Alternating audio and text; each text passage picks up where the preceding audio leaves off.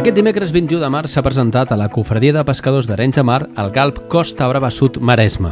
Amb aquest es completa el desplegament dels grups d'acció local pesquera per tota la costa catalana. En total en són 5, Terres de l'Ebre i Costa Brava, que es van presentar ara fa 5 anys, i Costa Daurada, Costa Central i Maresme, Costa Brava Sud. Sergi Tudela, director general de Política Marítima i Pesca Sostenible, ha destacat el paper que juguen els GALP en l'Estratègia Marítima de Catalunya. I en el marc de l'Estratègia Marítima de Catalunya nosaltres hem identificat precisament els GALPs, no? A través d'aquestes estratègies de desenvolupament local participativa són els millors vehicles per impulsar aquesta implementació de l'estratègia marítima en els territoris de manera descentralitzada. Ens permet mirar el territori des d'un altre angle, no? És a dir, els límits provincials doncs, a la mar en realitat no existeixen, no? I avui ho veiem d'una manera molt gràfica, això, no? Per tant, aquest territori, que és un territori coherent des del punt de vista marítim, del fet marítim, no? Doncs ara té l'encàrrec de desenvolupar fins al final del juliol una estratègia de desenvolupament local participativa.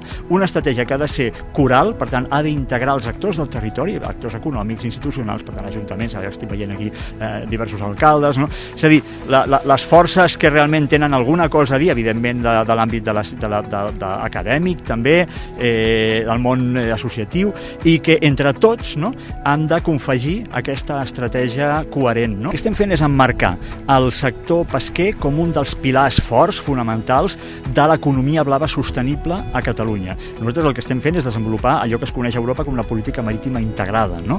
Que el que persegueix és aquest desenvolupament harmònic, no, de l'economia blava sostenible. Evidentment, els projectes no seran únicament de peix o del món del peix, és a dir, en gran part segurament sí, però també poden anar cap a altres àmbits, gastronomia, aspectes culturals, empreses del món de la nàutica, per exemple, és a dir, realment són molt diverses, no? les línies d'economia blava que poden veure's beneficiades, però sí, allò que tenen totes en comú és que giren, no, al voltant dels territoris pesquers, a través d'aquesta dinamització de l'economia, no, en aquestes zones. A la presentació, on també hi eren presents alcaldes dels municipis que hi formen part, a més d'alguns patrons majors, es va explicar com, a través dels GALP, es pot treballar a favor d'un millor coneixement social i científic del sector pesquer i com accedir a ajuts europeus per a aquests objectius. Antoni Marzoa és president del GALP Costa Brava Sud Maresme.